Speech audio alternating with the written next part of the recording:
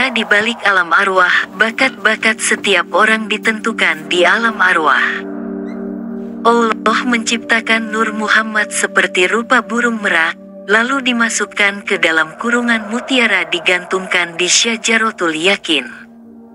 Lalu dia bertasbih memuji Allah selama 7.000 tahun. Kemudian diletakkan cermin, haya, dekat kurungan itu demi setelah terlihat bayangannya di dalam cermin, tiba-tiba timbul rasa malunya sehingga keluar keringat sekujur badannya. Dengan hidayat ilahi dan hikmat maka dari tiap butir keringat itu menjadi ruh umat manusia. Lalu mereka diperintahkan oleh Allah 5 kali sujud ketika itulah pula sebabnya umat Muhammad Shallallahu Alaihi Wasallam diwajibkan salat 5 kali. Kemudian berubahlah rupa merak itu menjadi wujud manusia dalam rupa yang indah sekali, berdiri seperti orang sedang salat di dalam keranda mutiara. Kemudian Allah perintahkan seluruh ruh-ruh itu tawaf, yakni mengelilingi lembaga Muhammad itu, mengucap tahmid dan tasbih kehadirat Allah selama 100.000 tahun. Kemudian Allah memandang kepada Nur Muhammad lalu berkeringatlah sekujur badannya dari Nur Muhammad. Maka dari keringat hidungnya Allah ciptakan sekalian malaikat. Dari keringat mukanya Allah jadikan arsy, lauhil mahfuz, kolam, dan lain-lain. Dari keringat dadanya dijadikan nabi-nabi dan rasul, ulama, dan sebagainya. Dari keringat belakangnya Allah jadikan Baitul Makmur, Baitullah, Baitul Maqdis, dan tempat-tempat ibadah masjid di seluruh dunia. Dari keringat alisnya Allah jadikan ruh-ruh umat Muhammad laki-laki dan perempuan. Jari keringat telinganya Allah jadikan ruh-ruh umat Yahudi dan Nasrani dan orang yang memeluk agama lain. Dari keringat kakinya Allah jadikan isi semesta alam dunia, dari timur sampai ke barat. Lalu Allah berkata kepada Nur itu, cobalah lihat mukamu. Lalu ia memandang ke depan, lihat berupa nur, kemudian lihatlah ke belakang, lihatnya juga berupa nur.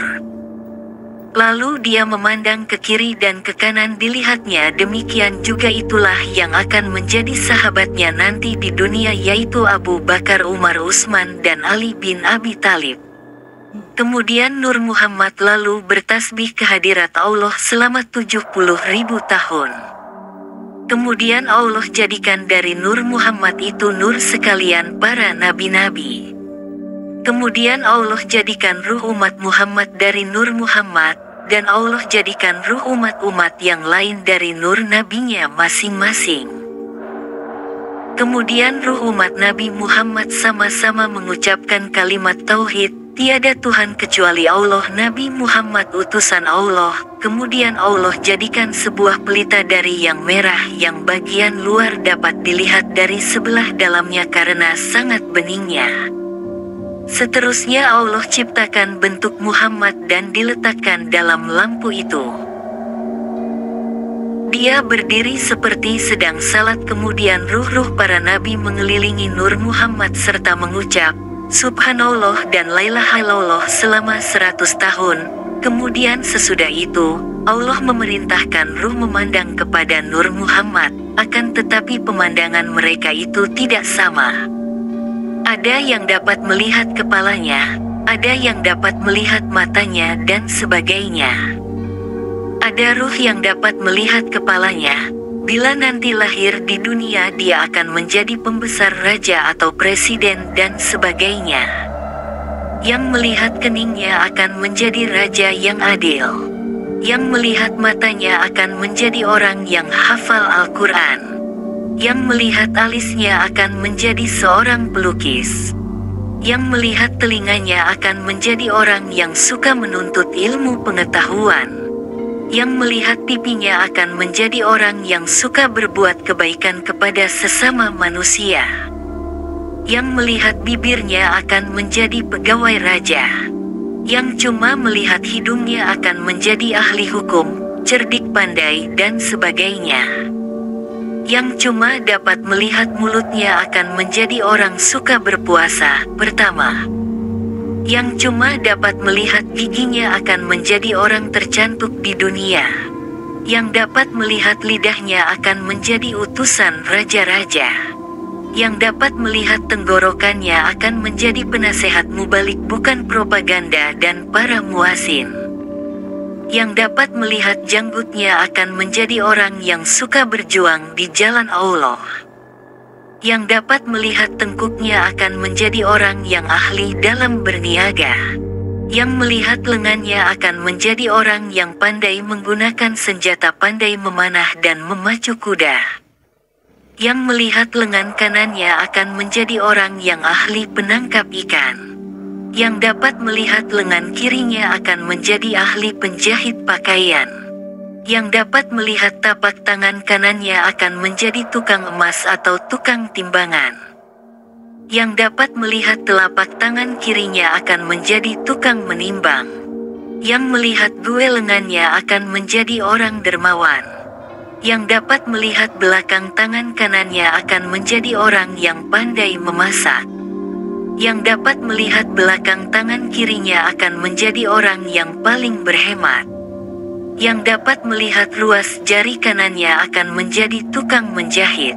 Yang dapat melihat ruas jari kiri yang akan menjadi juru tulis. Yang dapat melihat dadanya ia akan menjadi alim ulama pengarang, falsafah dan sebagainya.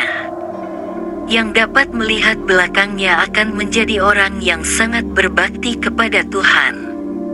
Yang melihat lembungnya akan menjadi seorang pejuang. Yang dapat melihat perutnya akan menjadi orang yang tidak serakah kepada dunia. Yang melihat dua lututnya akan menjadi orang banyak sekali melakukan sembahyang. Yang dapat melihat dua kakinya akan menjadi ahli berburu. Yang dapat melihat tapak kakinya akan menjadi orang yang suka mengembara keliling dunia. Yang dapat melihat bayangan saja akan menjadi penari, penyanyi dan pemain musik. Demikianlah masing-masing ruh tidak sama dan tidak semua yang dapat dilihatnya. Andai ada ruh di waktu itu ada melihat lebih dari satu macam anggota Nur Muhammad, begitulah nanti di luar menjadi manusia mempunyai bakat lebih dari satu macam. Dan siapa dari antara ruh itu tidak dapat melihat apa di masa itu kelak bila lahir ke alam dunia menjadi manusia yang tidak mempunyai kecakapan apa-apa.